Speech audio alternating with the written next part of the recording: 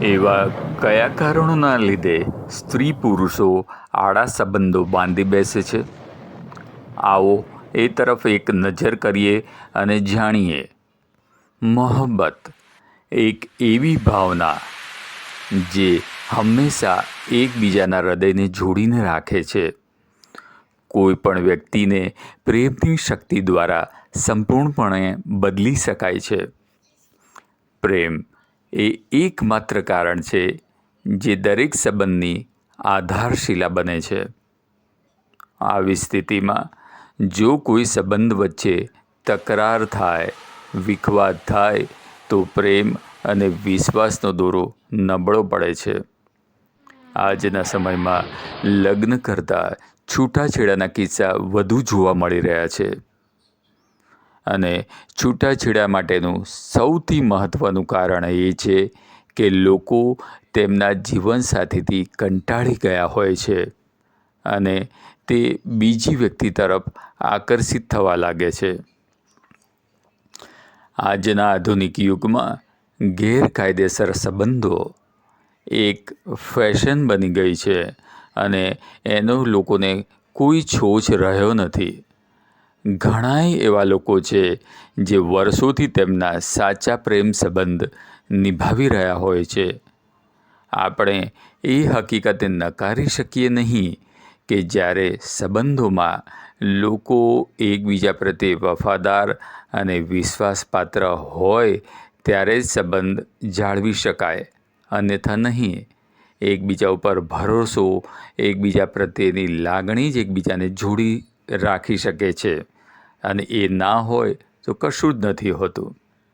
ખરેખર લાંબા સંબંધ રાખવા માટે તે સંબંધમાં પ્રેમ અને વિશ્વાસ જ મહત્ત્વનું પરિબળ કામ કરે છે. વિશ્વાસ રાખવો ખૂબ જ મહત્ત્વપૂર્ણ અને જરૂરી છે, પરંતુ આ હોવા છતાં ઘણા લોકો તેમના જીવનસાથીને છોડી દેતા હોય છે અને ત્રીજી વ્યક્તિ તરફ આકર્ષિત થાય છે. પણ આવું શા માટે થાય છે? કેમ? અને એની પાછળના કારણો કયા કયા હોય છે? જો તમે પણ આ પ્રશ્નોના જવાબો શોધી રહ્યા હોય કે મેળવવા માંગતા હો, તો આજે એ વિશે આપણે થોડું વિગતથી જાણવાનો પ્રયત્ન કરીએ આ લેખમાં. આજે અમને તમને જણાવવા જઈ રહ્યા છીએ કે એવા કયા કારણો છે કે જે મનુષ્યને એકબીજાથી દૂર કરીને અંતર વધારી દે છે અને તેમને ગેરકાયદેસર સંબંધો બાંધવા માટે મજબૂર કરી દે છે. તો ચાલો આની પાછળના મુખ્ય કારણો તપાસીએ અને જાણીએ. દુનિયામાં દરેક વ્યક્તિને પોતાનો ભૂતકાળ હોય જ છે.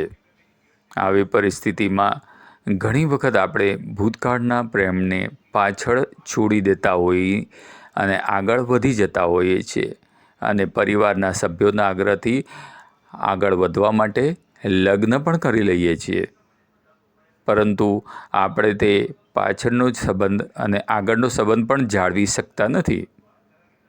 લગભગ ઘણા પુરુષો તેમનો પ્રથમ પ્રેમ ક્યારેય ભૂલી શકતા નથી અને ભૂતકાળ સામે આવતા જ તેની તરફ ઝુકાવ અનુભવવા લાગે છે.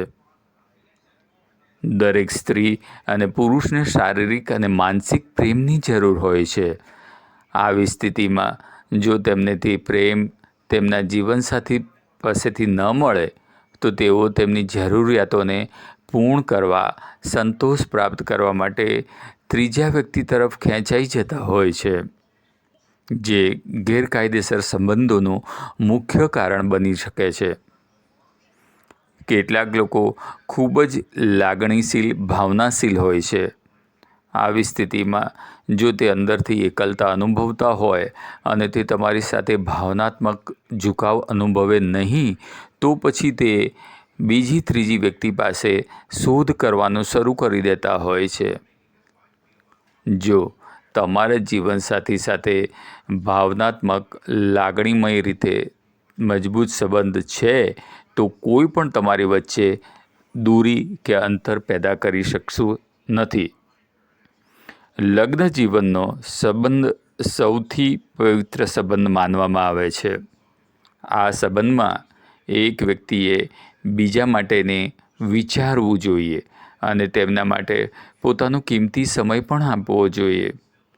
આવી સ્થિતિમાં જો જીવનસાથી કોઈ કારણસર પોતાનો પૂરતો સમય પોતાના જીવનસાથીને આપતો નથી તો પછી સંબંધમાં કંટાળો આવી જતો હોય છે અને એવી જ રીતે ત્રીજા વ્યક્તિની સંભાળને મહત્ત્વ આપવાનું તે વ્યક્તિ જેની તરફ પ્રેમથી સમય નથી મળતો તે અન્ય વ્યક્તિ તરફ ધ્યાન આપવાનું શરૂ કરી દે છે. જીવનસાથી સાથે ઝઘડા સામાન્ય છે, પરંતુ ઘણી વખત વિવાદો એટલા બધા વધી જતા હોય છે કે સંબંધોમાં અણબનાવ આવે છે અને એકબીજાથી બદલો લેવાની વૃત્તિના લીધે બહારની અન્ય વ્યક્તિ નજીકના તરફના સંબંધોમાં તે વ્યક્તિ આગળ વધી જતી હોય છે. મિત્રો, આ વિડીયો તમે લાઈક કરજો, કોમેન્ટમાં 1-2 શબ્દ પણ લખજો કે તમે તમારા જીવનસાથીને પૂરતો સમય આપો છો કે નહીં. ચેનલ સબસ્ક્રાઈબ કરી લેજો, ભૂલતા નહીં.